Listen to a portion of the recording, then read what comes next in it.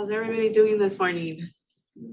I'll apologize for the low level of excitement today. I do not feel well. I have a little bit of the sniffles. It's not COVID. I took a test and it's negative, but I don't know, maybe the weather. It was raining and then you put the heater and then you go outside, it's super cold, and then I don't know what happened.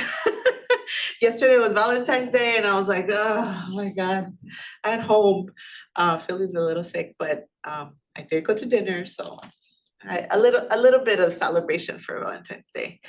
So how's everybody doing? Good? Any questions with the assignment or anything going on Canvas that, any clarification or anything like that? Today we're moving on to our next chapter, chapter 3. And we're gonna be talking about exceptional customer service. I don't know if you all have had a chance to read chapter 3, but we're gonna talk today about how we can give and the skills that we need to be able to give exceptional customer service, not just good, not just great, but exceptional, right? The best customer service that we can give. And our objectives for today: explain, cite, describe, discuss, and understand the relationship between what we expect and how we perceive an event, right? And that is just in general in life, when we're going somewhere, when we're going to a restaurant, what are our expectations? And then once we experience the thing that we were expecting, how we perceive that experience. Examples of customers' first impressions, describe the 3 turnoffs, the importance of customer loyalty, and then I think most importantly in this chapter is understand the traits and skills that we all need to have to be exceptional customer service representatives. So the difference between expectations and perceptions. Morning, come on in. Second, please. What is an expectation? What is an expectation that we have? Are the beliefs about service a customer has before a transaction, right? When we're going to a new restaurant, we've heard about it. Our friends rave about it. We see the good customer reviews. Somebody who we really trust says, you should go there, it's so awesome. And we are going expecting that it's gonna be great, right? I'll give you an example. The other day I went to, it's called Aloha something, over here in Alhambra, off the 710. My sister raved about it. It's the best food, best Hawaiian food. It's a little mom and pop shack there. And I said, okay, I'm gonna go and try it for breakfast because I was craving Hawaiian pancakes. She says, go there, they're really good, you're gonna love them. So my expectations were really high because she hyped it up for me. I said, great, I'm gonna have these Hawaiian pancakes, I'm gonna enjoy it, and I'm gonna enjoy my breakfast.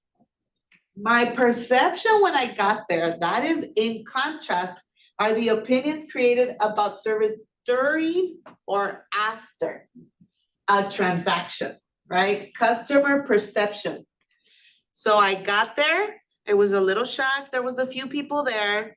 It was very Hawaiian in there when you go in there. And then the food comes out. If you know anything about me, know this. I am not a picky eater at all. I'll eat anything. If I really don't like it, I just won't ever order it again. But yo no le hago feo a nada. I'm pretty much, I'll eat anything. I could not eat them, the pancakes. I couldn't. They brought the pancakes over and it was a little tiny bit disgusting because the pancake was still mushy inside. I guess they didn't really cook it properly. And then on top of that, it had this like custard with some, I guess, macadamia nuts there they are, or walnuts. So when I walked out of there, my perception was that this is a horrible place. I have no idea what my sister was talking about with my expectations. So my perception did not match my expectations. So when customers come in, a lot of times they come in with expectations on how their service is gonna go. Plus the customer service was not the best, right? And I've been getting a lot of that, maybe because now I'm noticing it a little bit more, right? Our perception is based on how service measures up to our expectations. So if our expectation is at a 5 and our perception is at a 10, then the customer says, I received exceptional customer service. If it's less than, if your expectation is at a 5 and you're getting a 1 or a 2, then we're gonna walk out of there with a bad taste in our mouth, bad pancake taste in our mouth, right? To end that story, I didn't eat the pancakes. We actually left and we went somewhere else to have breakfast. Because my perception of the place was not good. Now ask me, Javier, ask me, are you ever going there again? No, I am not going there again because I had a horrible, horrible experience, right? And to top it off, the girl who was serving us was just very, very dry, I'm gonna say. I can't even say they were rude. It was just very dry. Really no interaction, just place the order, that kind of thing. So I want to share with you some customer service stats that we're gonna see.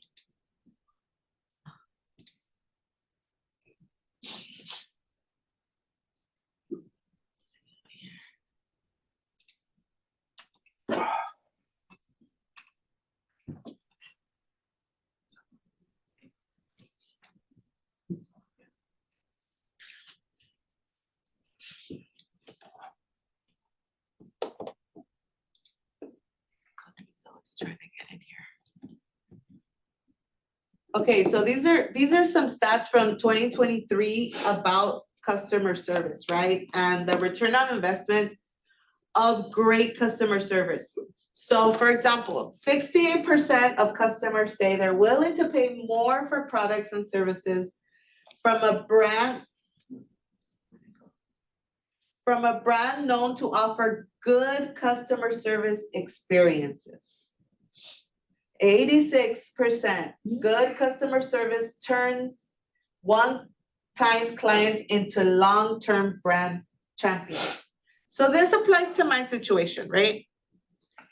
If I would have had a good experience, then I would have been a long-term person in that establishment. I would have came back. But my experience was horrible. So therefore I was the 114% that didn't have a good customer service experience there. Not only was the service not up to par, but the product was horrible.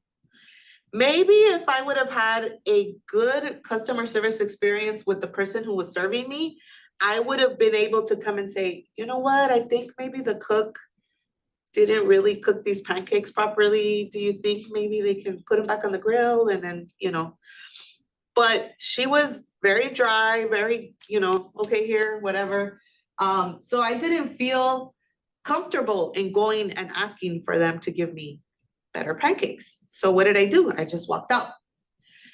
93% of customers are likely to make repeat purchases with companies who offer excellent customer service. That is a high percentage, 93% of people. What else do we have here?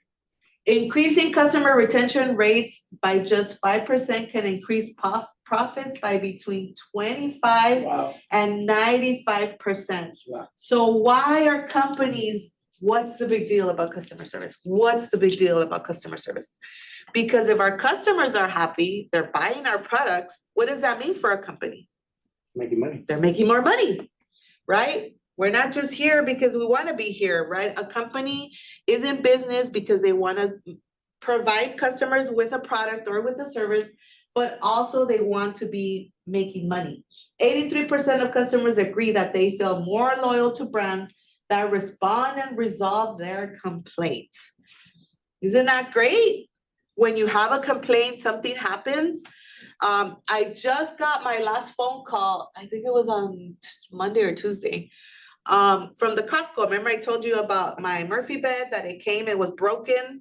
And I communicated all through email, and they gave me a final call saying, we just want to make sure everything's right because our system shows that your replacement parts were delivered. I hope everything worked out. Let us know if you have any further issues. I put my bed together and it's fine. So I was like, I love Costco. They're great. The customer service was there. Yes, there was an issue because in life there are issues, but the problem was resolved. There was no questions asked. They were emailing me every step of the way. And in the end, here they are just calling me to see if everything's okay. That is exceptional customer service. And that's why I love ordering things from Costco. I'm a big Costco purchaser. So we can see here by these stats that are from 2023, just last year, how important it is for our companies to have customer service. And us as a customer service representatives, the frontline people, we are the ones giving these impressions, and we're the ones making all of these stats happen, right? Because they're not the CEOs, they're the customer service reps.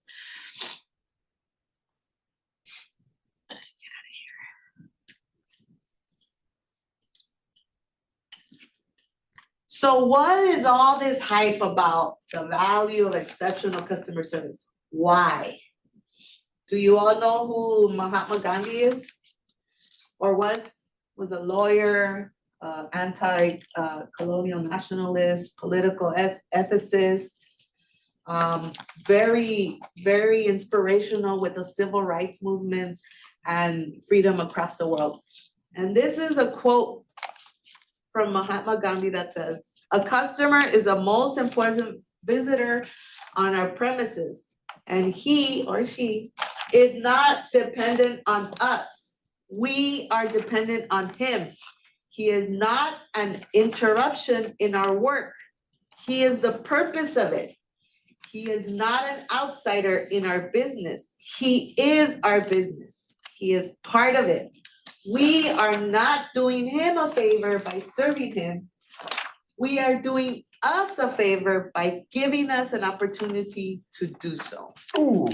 I think this exceptional customer service quote has changed dramatically in the last few years, because I am an avid Amazon shopper, but I still go out there to shop at the stores, at the malls, at the shops, the supermarkets, the grocery stores. And sometimes, do you feel this way, that you are an interruption to the person who you're trying to get help from? And a lot of people feel that way sometimes, like, oh, I can't ask. Oh, maybe they're too busy. Oh, I shouldn't, right? But we forget that our customers are the important ones in our business. Somebody coming into our business and asking for something is important because we are meeting their needs, and they're not an interruption to us. They are the ones that are helping our business succeed. If it wasn't for customers, let's just close the door and shut down. Here at ELAC, if it wasn't for you all students, let's just shut the door and close down, because we're not doing anything, right? The students are the customers, and the students are the ones that tell ELAC how exactly it is that ELAC is doing. So, types of customer service experiences: negative, perfect, and exceptional. I hope nobody wants to be negative. Perfect, okay, but I hope that we all strive for giving exceptional customer service in our different fields. And it's great to help people, right? Do you all feel that way when you help somebody When somebody has an issue, when somebody has a problem here on campus, it's just a great feeling to be able to help somebody and get them to where they're going. So let's see the differences between these.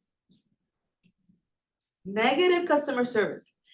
The customer does not meet expectations. Remember, they're coming in with expectations. Maybe they've heard about your service. Let's say, for example, somebody who's going in to do their nails into a nail salon. Yes, this person has heard about this nail salon. Oh my God, it's so cute in there. Oh my God, the friends say that the nails last 2 weeks. And you have all of these expectations. And you walk in there, you have a negative experience, and your expectations are not met. Horrible work, horrible atmosphere, very unfriendly. And now the customer just goes to the next nail shop, right? Because they had a negative experience. So in a negative experience, the expectations that a customer has are not being met.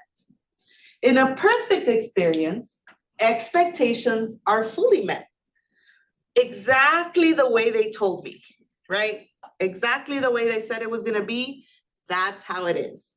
So the customer has a good experience. It's perfect. What is an exceptional experience? Above and beyond. Above and beyond. We met the customer's expectations, but what about something a little bit no more, right? The woman walks into the nail salon, everything is great. She looks at her nails and she loves them. But the customer service rep, the receptionist in the front says, here is a coupon for $20 off next time you come in here. What is that? A little perk. A little perk that we weren't expecting, right? Let me validate your parking. Here you go. Here's your validation, so you don't have to pay parking wherever you parked. Not in every case, but sometimes those things apply. Something special added at the end that the person was not expecting. That little extra mile, that little perk, that little add-on gives the customer an exceptional customer service experience. And that's what we want to strive for, to give them exceptional customer service. Exceptional customer service, right? Extra information of value, going the extra mile, personal and appropriate. Maybe the person had concerns and they were solved. The customer service rep solved them.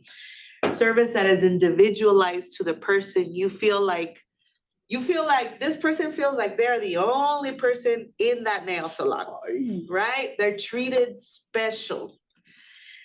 And that makes people want to come back, right? Exceptional customer service. Maybe the person remembers their name. Have any of you ever had that experience where you walk into an establishment and they remember your name? Maybe a little mom and pop store, like a restaurant, or I remember my husband, that happened to my husband. He's a painter by trade and he works in GWP now. He's a supervisor. But back in the day when he was painting, he would buy a lot of paint from Don Edwards. You guys ever know that paint shop? Don Edwards? All they do is sell paint. Well, painting supplies.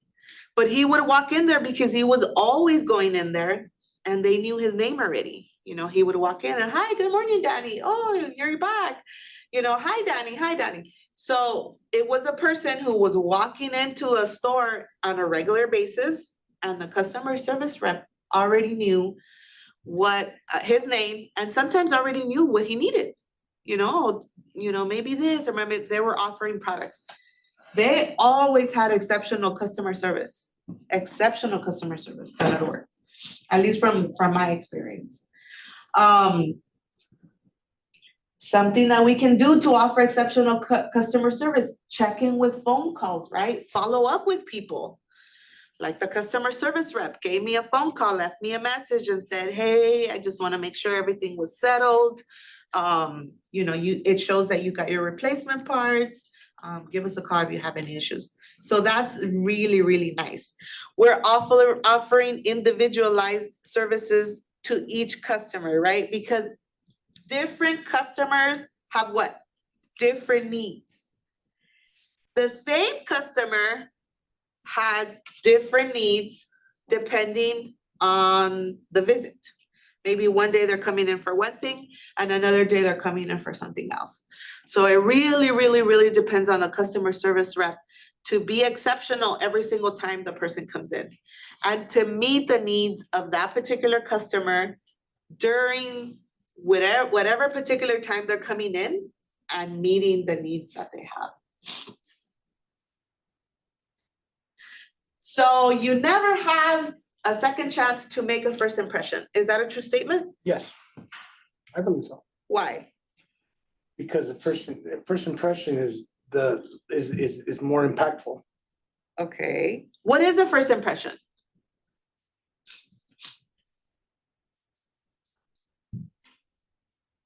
What's the first impression? Anybody have an idea? We've all heard that saying, you never get a second chance to make a first impression. A first impression is just that. The first impression that you have about anything that you come in contact with. It could be with a person or a service or a product. The first thing that you think when you get a hold of something. I have these Clorox wipes. And the first thing I think when I get them, I said, okay, they look like they would work. I open them up, they smell like Clorox. That's my first impression, right? They're very wet. If I flip them over, the water will come out. So my first impression of them is gonna be what? Oh, they really smell like Clorox. That's our first impression. When you meet somebody, we get a first impression, right? We get a feeling or we see how they are. Oh, this person dresses nice.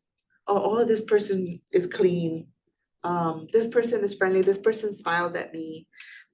So I feel, this person might be amiable, like we were talking about last time. This person might be expressive.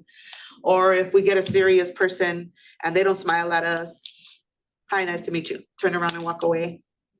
Or say, oh, maybe they're very analytical, right? Low emotions. And that's the first impression that we get of them. And our customers have first impressions. So first impressions are very, very important when a customer is walking into your establishment, right? For you that work here on campus, let's say you are taking care of the reception area. A person walks in, what is the first thing you say? Good morning. Hi. Yeah. Hi, good morning. Can I help you with anything? Or welcome to ELAC. Do you need any assistance? Any of those, right, are great. And some of the things that we can do to give people a great first impression of us, of our business, is communication. If you watch my video, I live my life by communication. Communicate with me. I'm an easygoing person. I am here to assist you. But the student is the one that needs to communicate, right? Communication is key. And the way we initially communicate with people is key to your overall and continued success. If you all as students communicate with your instructions, I bet you anything, it'll go a very long way, very, very long way.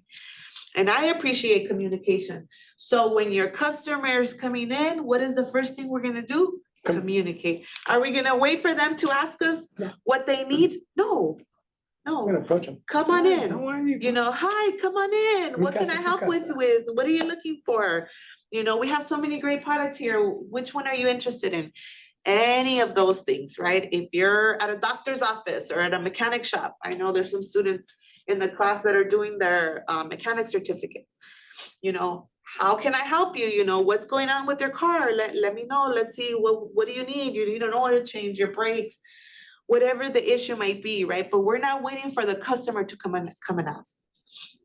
When I was working down in the office, I always made it a point when I saw somebody, because I don't know if this has happened to you. Sometimes people don't ask questions. They just come into the reception area and they stand there. And I used to do a test. I would come out of my door and see somebody standing there and the restroom was right across the hall, like at this door. And I would say, I'm not gonna say anything, I'm just gonna walk across.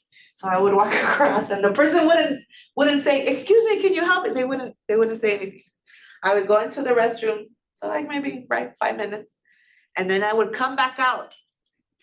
And this was my survey that I was doing, right? My recon. And I would come back out and I would walk straight to my door again. And they would not ask me anything. They would not ask me.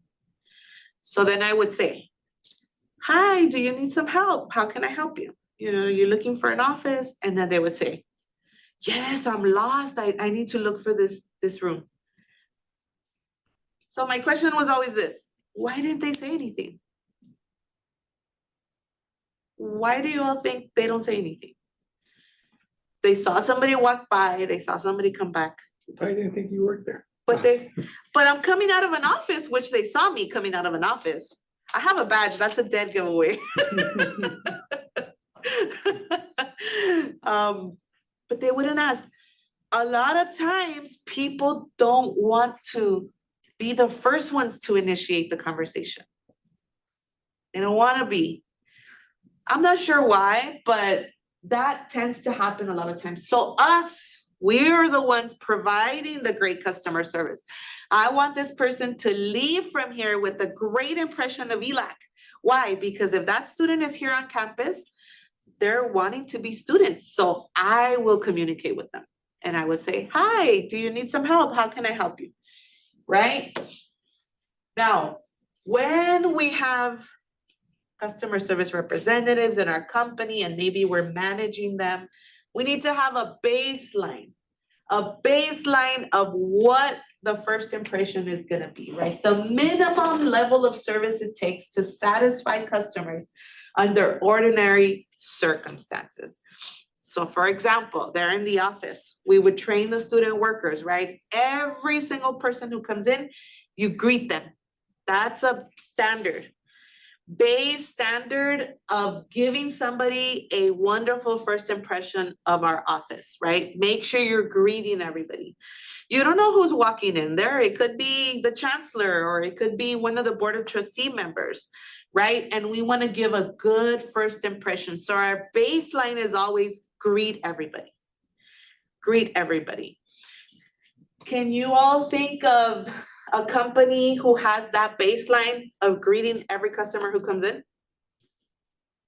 Anybody shop at Walmart? Oh, yeah. They always have Right. that person at the door. They always have the person at the door. And a lot of companies are doing that now, right? Anybody go to Starbucks? Right? When you walk in, what do they tell you? Welcome. All the time, welcoming the customers. Is that important? Walgreens does it too. Okay, Walgreens. Welcome. I don't really shop at Walgreens, but okay. Walgreens, CVS. I shop at CVS. Walgreens. That one does it. A lot of companies are wanting to give that welcoming feeling, right? Does it matter? Does it matter to us? Yes, It does? it does. What about you all? What about the millennials and the Gen Zers in here? We don't have any alphas. Does it matter if you walk into Starbucks and they say hi or not? No, not really? I'm just here for my drink. Yeah. And you all probably already ordered it on the app, right? You just go and pick it up. Yeah, look at I don't know what it is. They're not doing that anymore because people were stealing drinks. Oh, really? Yeah, they haven't been doing that lately. Now they kind of keep them behind the counter and they're like, give me your name. I mean, the gajillion names that there is on earth, I mean, what are the odds of you guessing, right? That Somebody take your drink. that somebody's there, but anyways. Okay, so we don't, some of us care, some of us don't care, right? But as we were discussing in last class, a lot of times it has to do with the season of our life, right? Right, Hanan? Maybe Hanan, in a few years, maybe 10 years from now, it might matter when you're walking in with your 2-year-old or your 3-year-old and yes, Jasmine. Probably to like you had said, depending on the generation, Mhm, if it's someone older, yes, you get, like, I was raised to always saludar. Every uh-huh, time you walk in, someone say hi. In Spanish, like when I started Spanish. yes, that's true. So I think a lot of older people are, that's good manners to them, Uh-huh. and then younger generations now really don't care for it. It's not that important. Yeah. But what are we finding? That a lot of the younger generations are now working in those positions, right? Oh my gosh, it's hard for them. They're now working in those positions, serving or giving customer service to the older generations. And that's kind of where we're having the discrepancies. I remember Disneyland. When did I go to Disneyland? I went in 2022. Went in 2022 with my sister and my dad. And before then, I've been there in 2019. And before then, I hadn't been there since 2006 or 7. What I remember, Disneyland and the people there, the happiest place on earth, and the fact that these people are always so happy and hi, welcome, welcome to Disneyland, and what this happiness that I remember from 2006, it's not the same now. It isn't. I don't know if you all have been there, but there was actually a dean here that used to work at Disneyland. The dean retired, and the dean used to work as one of the characters. One of the characters. The characters that you can't see, the ones that put on like the masks, right? The whole outfit. And she would also talk about the fact that the customer service at Disneyland has gone down. We don't really have that happy, energetic, maybe, yes, that whole expressive amazement, right? You're at Disneyland, and now, at least when I went in 2022, it wasn't the same. It wasn't the same. It's COVID. Maybe a lot of people feel that customer service really isn't that important.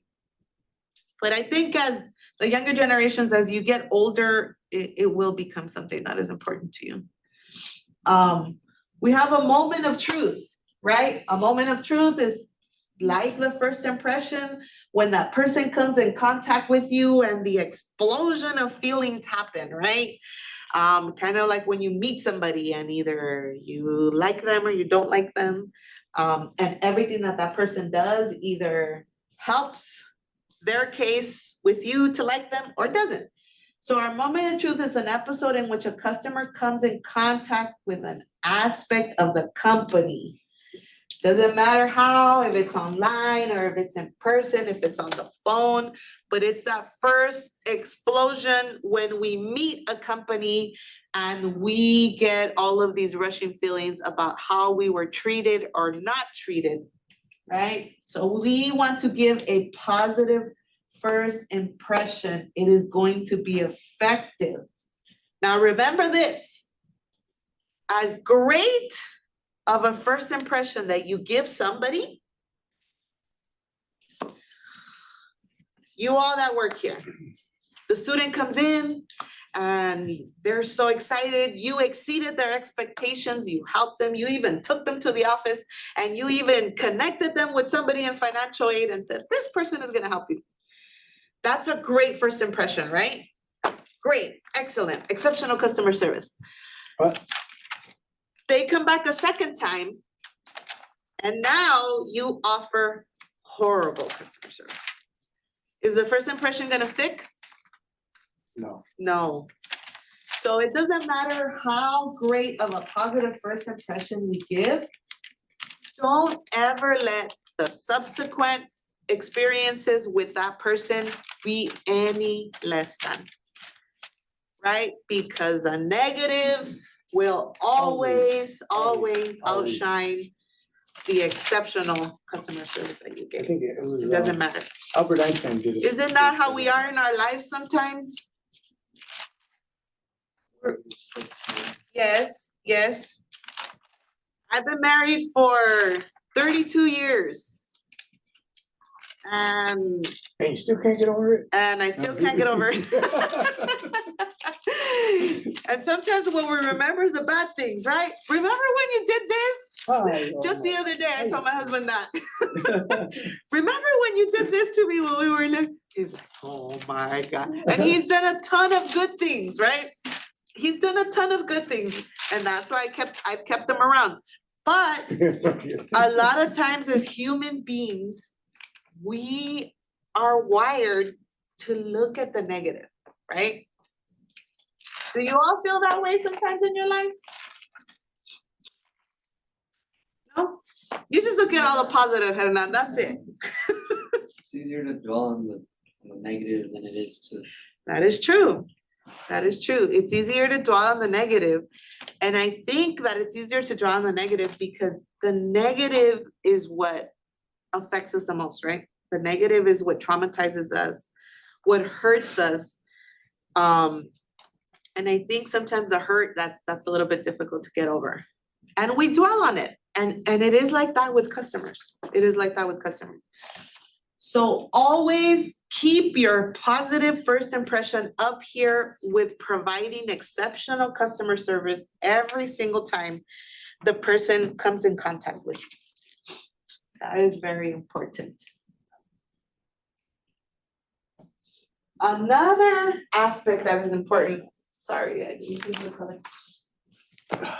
Customer service personal habits. Is that important? Yes. Very. Yes, it is. It's very important. The way your hair is groomed. Are your hands clean? Are your fingernails clean? Is your clothing appropriate and fresh, right? You look like you took a shower that morning. You're nicely groomed. Your clothing, planchadito, not all full of stains, right? Nicely ironed. You look very, very professional when you're coming into work, right? You have a pleasant voice during conversation. All of these personal habits of a customer service representative are very important, right? The image that we're giving. You ever come across somebody like this at a store? With a dirty face and their hair is all raggedy, right? I'm like, what are you doing here? CVS. CVS? Good Lord. So you did see somebody like this. No. Now, you say, well, for example, when you go to a restaurant, right? The waiters or the waitresses, your server, your table server, they're always very nice, right? Very nice and clean. You don't see. I'm gonna tell you guys a story. Long time ago, I took my child to the dentist. And it was a one of those dentists that you find on your HMO list, right? I was new to the area. I didn't really know anybody. I didn't have any friends in that area. We moved to San Gabriel.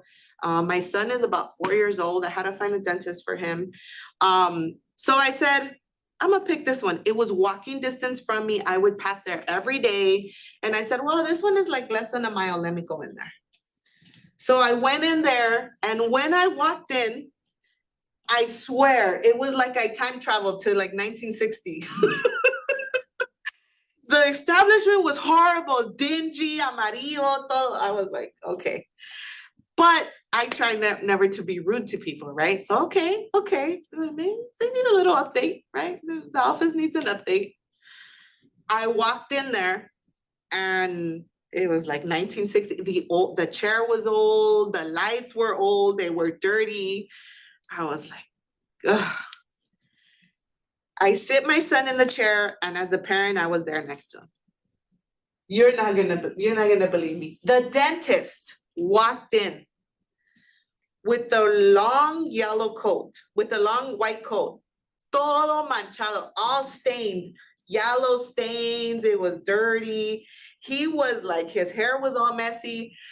But what really, la gota que derramó el vaso, the last straw, the straw that broke the camel's back, when he started talking to me, his teeth were all yellow and black.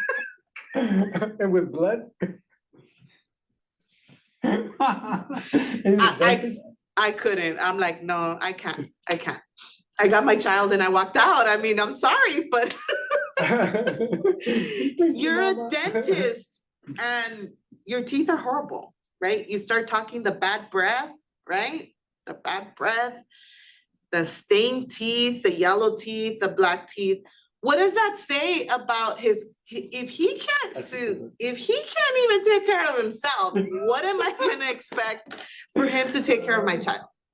Like, this is my child. If it were me, maybe, right? But so the image that we're giving, ask me, Javier, if I walked in there again, ask me. No, I didn't. I look for another one. Maybe that dentist was an excellent dentist.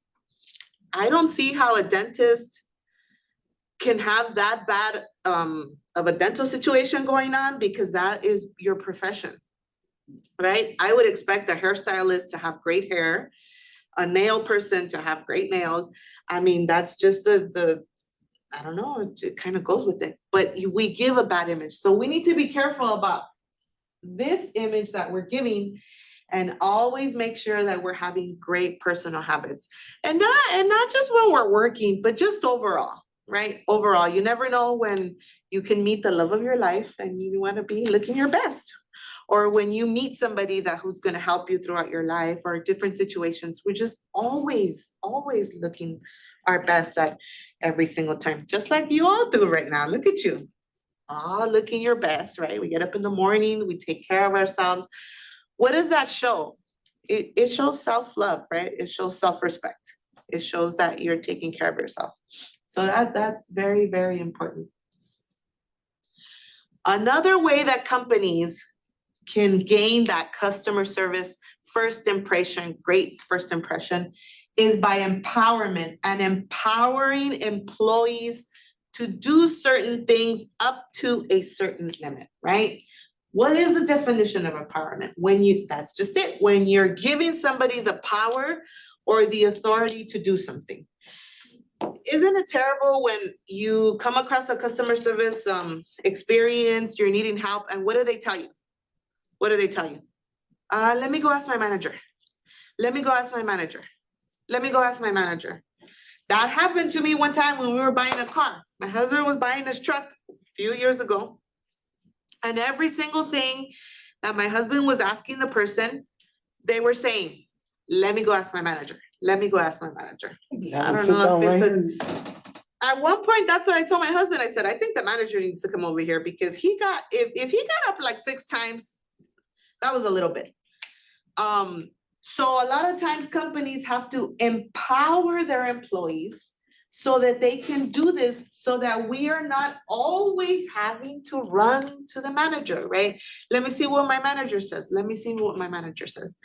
Now, I get that, because as employees, we don't want to get in trouble, right? We don't want to offer something and then later on the customer's happy, but then you got fired because of what you did. So it's important for companies to empower their employees to take things to a certain limit. For example, do you all know the chain Ritz-Carlton hotels? Very high-end hotels. They're everywhere. There's some in New York. There's one here in Pasadena. I think it's still there. They give their employees a $2,000 limit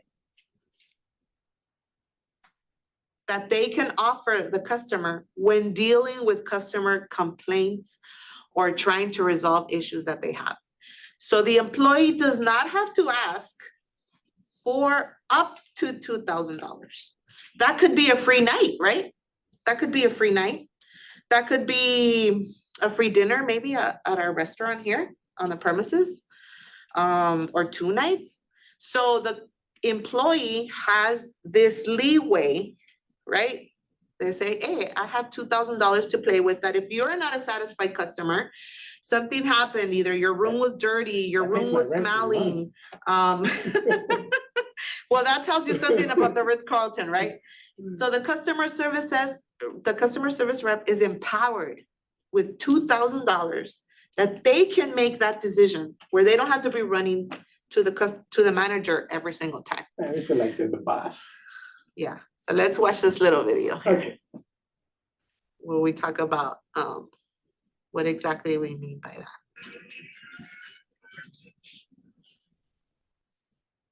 that. She just paid for her wedding. Yes. Well, she didn't pay for her wedding, but she did pay for the dresses, right? The company had empowered her to do that. She probably had a certain limit and said, look at the situation. If you heard the situation, the wedding's in 3 days, the dresses just arrived, they're the wrong color. If you've ever known what it takes to plan a wedding, it's very, very stressful. So she was empowered to give a refund, right? Give a refund and then send the correct dresses. For free. And when the customer service rep is empowered, they can make these decisions, right? But that has to come from management. Management has to give the customer service rep the empowerment that they need. Yeah. If we do it on our own, that is not gonna be happy for you or for management. But companies really, really need to consider giving their employees certain level of empowerment so that they can help resolve these issues, right? When customers come with their different issues, they say, okay, I can go to here, and if you need resolving after here, then we're gonna have to get a manager to come, right? And then we don't have to feel like we don't have job security because we are trying to provide excellent customer service. But a lot of times maybe employees might feel fearful of refunding. Why? Because the management hasn't allowed us to do that. Therefore, we don't have job security. No, I can't do that because then I'm gonna get in trouble. So companies need to empower us as a customer service representatives so that we can feel empowered, we can take over and resolve the customer situations, and we can also have job security and not be afraid of getting fired.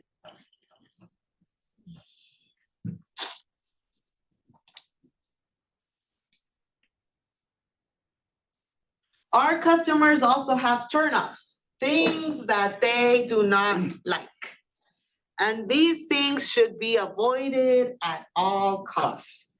Value turnoffs, system turnoffs, and people turnoffs. Value turnoffs, things are too expensive. This particular thing costs $10.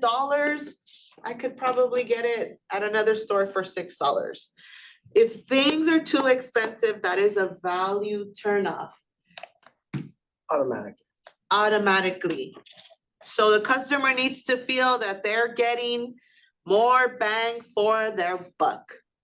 That they're paying the $120 for shoes and it is worth the $120 for shoes. The shoes aren't falling apart, right?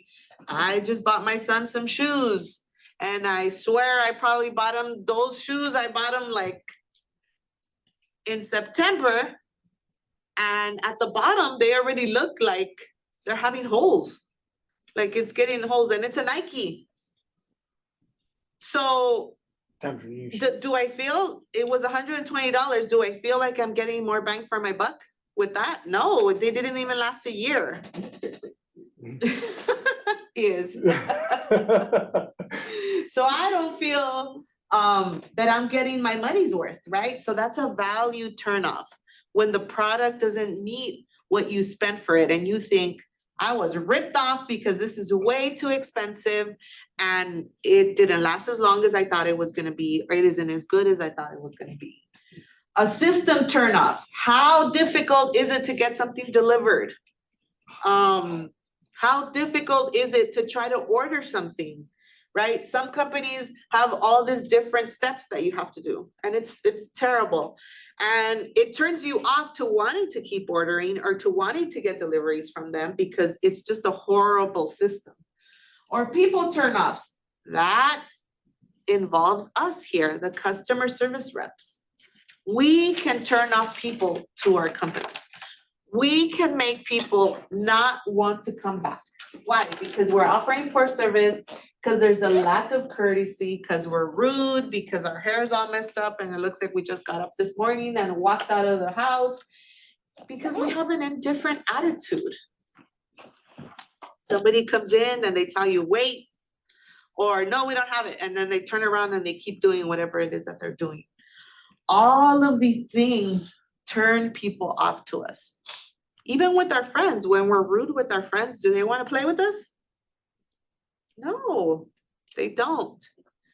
They don't want to be around us. They don't want to invite us to their house. They don't want to invite us to go out to the movies or to dinner, to whatever it is, right? If we have indifferent attitudes towards people that are around us, that are in our circle, if we're rude to them, if we're obnoxious, if we're insulting them all the time, if we don't pay attention to them, they might text us a message and it's 2 days later, and now we're responding like, oh, sorry, I forgot.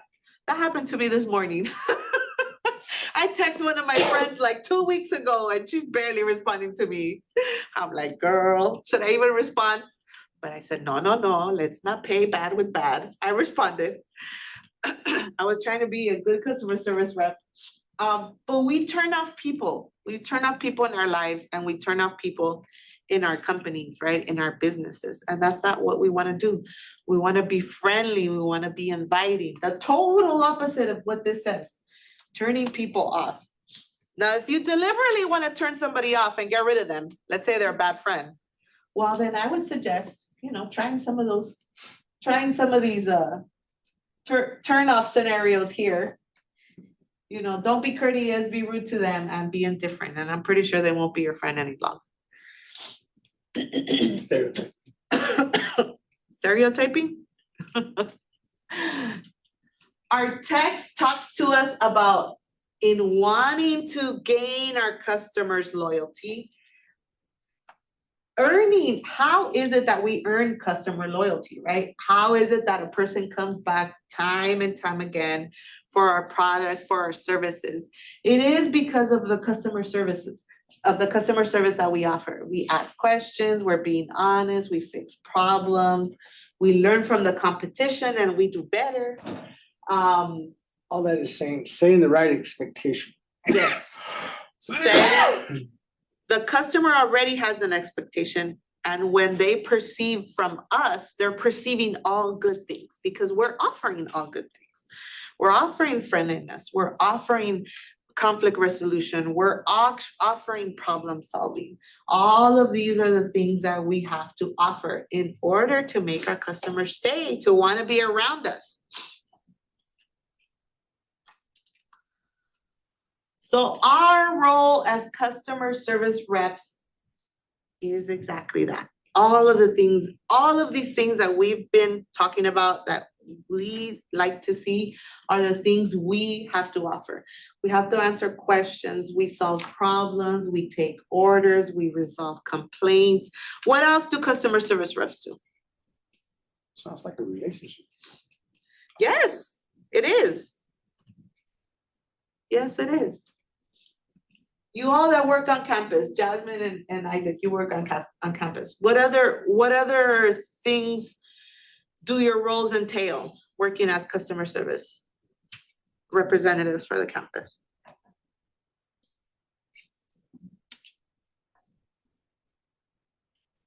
I don't know. I feel like those fill out what I do.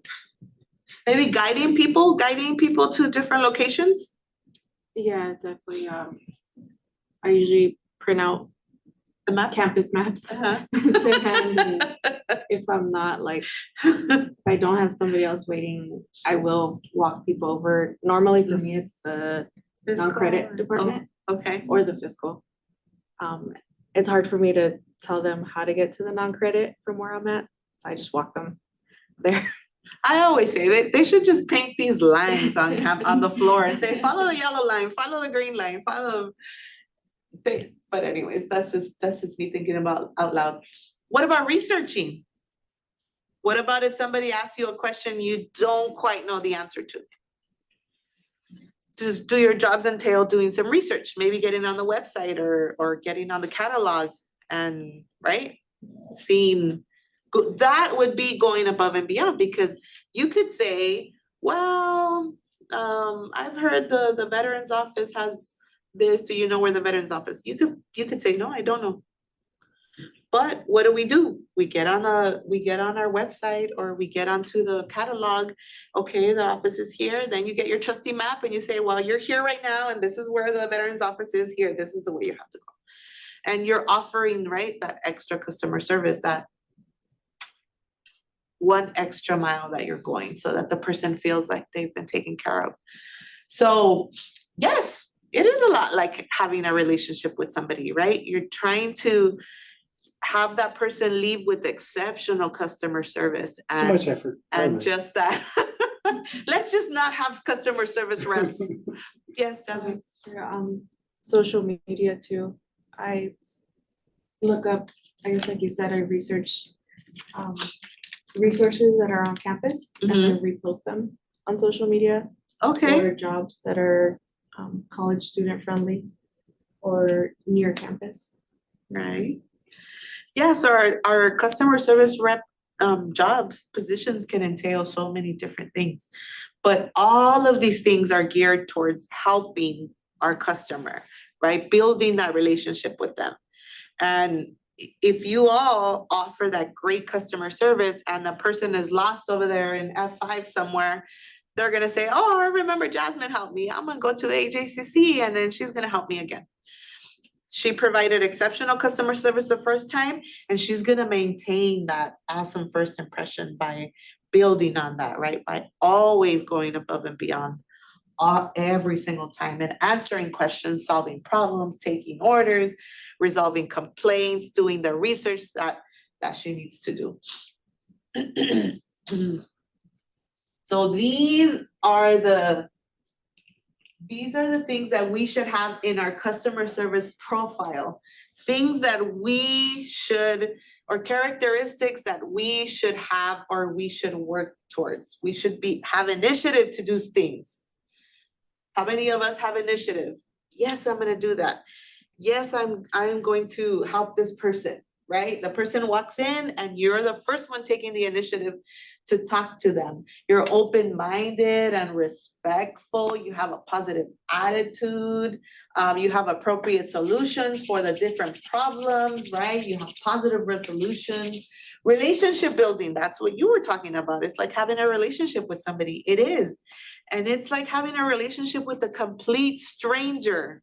Somebody who's walking in to your desk, to your reception area, to your store where you're at, and you're trying to build this relationship with somebody in what, 3 minutes, maybe 5 minutes, maybe 10 minutes? So we're building relationships. We're resilient, we're open to criticism. Oh, this is a tough one. Tough one. How many of us are open to criticism? Yes? Okay. You have to be. You All have to. right, what about you all? Anybody ever tell you, Javier, I think, maybe you shouldn't have done that. Maybe next time try doing this. Are you open to that? Yeah. You are? Do your feelings get hurt? No. No? Okay. A strong personality. What about Isaac or Hernan?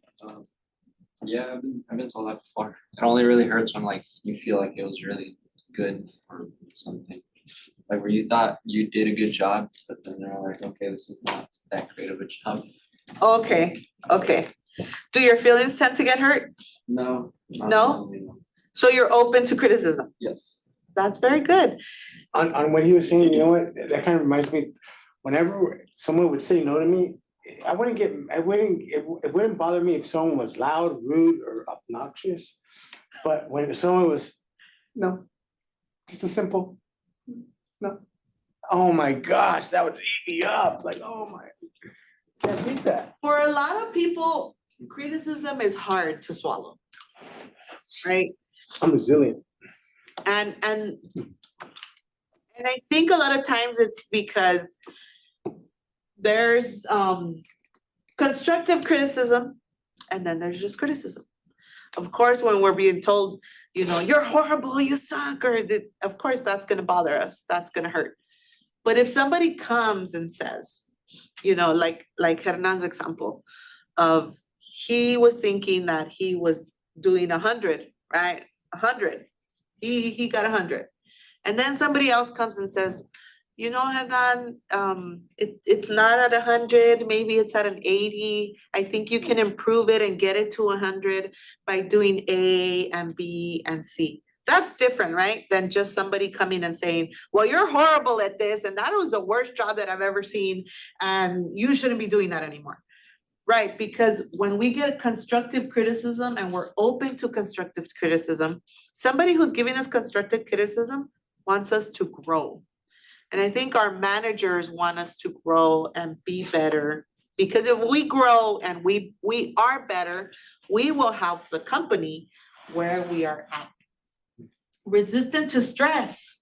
Being customer service representatives, we're going to have a lot of stress. Do we fall at the first sign of stress? Do we run and hide in the restroom? Right? Do we leave the job and say, forget this? Sometimes. The stress, we need to remain calm and cope under pressure. Maybe do some breathing exercises, right? And control our emotions when we're coming across somebody who's frustrated. Remember that when a customer is frustrated, it isn't personal. It isn't an attack on you personally. They're frustrated about either the lack of service or the product wasn't working. And it isn't at you. You didn't do anything. But you are the person that has to help resolve the situation. And a lot of times, you know that saying, don't kill the messenger? Well, in this case, you are the messenger, you are the person dealing with that person. And it is very, very tough. I had a particular situation. I consider myself a very calm person. I had a particular situation where a faculty member came into the office and started yelling at me because the other secretary that was on the other side wasn't there and had told him that he was supposed to come in to get some paperwork, and he starts yelling at me in the office.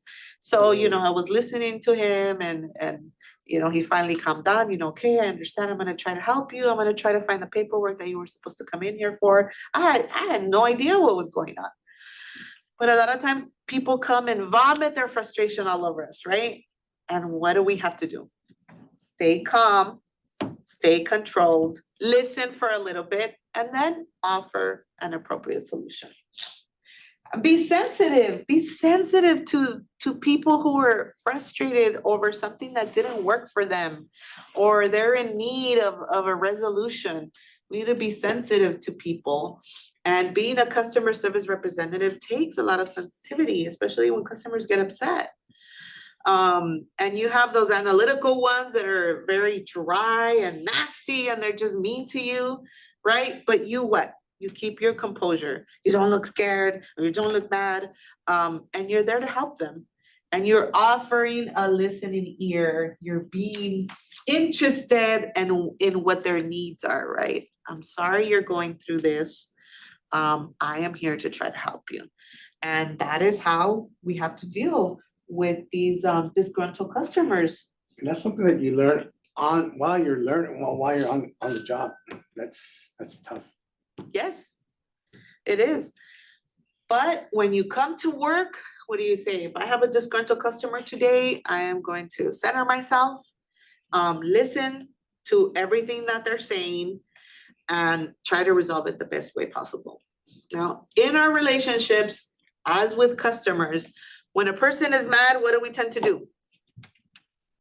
When a person is yelling at us or they're just upset and they're being offensive, we tend to shut them out. We tend to not listen.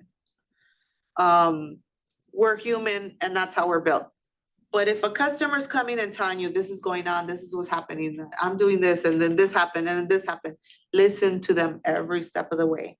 And then in your mind, we're trying to find a resolution, right? Yeah. And our Always. service skills are just that. They're the same skills that we repeat. We listen, we deal with complaints, we manage people's expectations.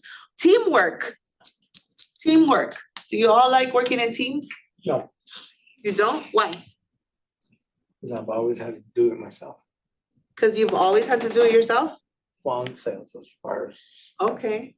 I mean, as far as, What about the rest of you? Do you like working in teams? You like it when you have to work with somebody? I like half and half by myself and then sometimes with teams too. With teams? Do you feel you work better with somebody else when you're working in a team? Yes. Yes. You get assistance from them, right? You get help. What about you all? Do you like working in teams? I'm a little more like half and half like she is.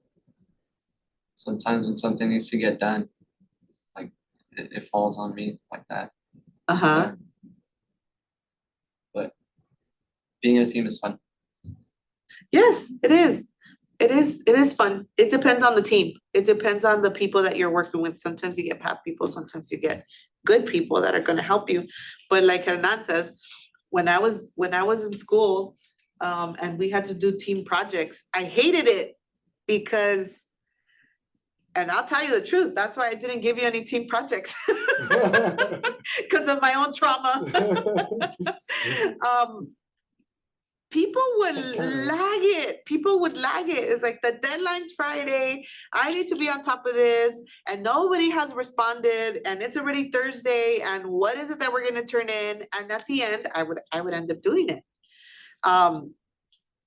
So I had a horrible experience working with teams in school, and I can safely say none of the team projects that I had, I enjoyed. None of them. So it's different it was different in my office, and now with my team here teaching, where we help each other, right? We help each other, we understand each other, we offer each other suggestions, we offer each other assistance. If somebody needs to put an event together, hey, we're all there. We're all there. So I don't know, maybe it's just in school where people don't like working in teams. And maybe out on the job, teams work better. It could be that. It could be that situation. But I'll be honest, I had a horrible, horrible time. I remember when I was doing my master's, Dios mío, like people don't answer, people don't care. You had the shared Google Doc, like where everybody can contribute. You go on there, nada, nothing. Nobody typed anything. So then what do you have to do? Why? Because if all of us are in a team, in a class project team, the instructor would say, well, you're getting 1 grade for all of you. So if you all are not doing anything, I don't want to get an F. So then we have to do it. But those of us that don't want to get an F have to step up and do it. And I think mostly students say, there'll be somebody who'll step up. yes. And then maybe they'll kind of fall back a little bit. So we're listening. Listening is such an important skill to have. Listening to what people are saying, right? Working as a team, communicate well, have a positive attitude. And then of course, know the tools and the technology that you need, right? To be able to offer assistance. For example, if you're working here on campus, right? When we're working here on campus, we need to know the budget system, and we need to know the SIS system to be able to help students. We need to know the budget system to be able to help department chairs and to be able to help the administrators, the deans with how much money there is in their budget. The tools and technology maybe of working at a CVS, you need to learn how to manage the cash register. You need to maybe know about stocking software, right? And different companies have different tools and they have different technologies that we need to learn. That is also part of our customer service rep, because yes, you're a pleasant person. Yes, you are so nice to customers. Yes, the customers love you when they come in and they want you to help them, but you don't know how to run the register, right? It's a balance. We need to have all of these different things. You don't know how to stop. You don't know how to make sure, you don't know how to go out on the floor and see what items we need. So different things that we need to have in our arsenal to be great customer service representatives. Does anybody have any questions thus far?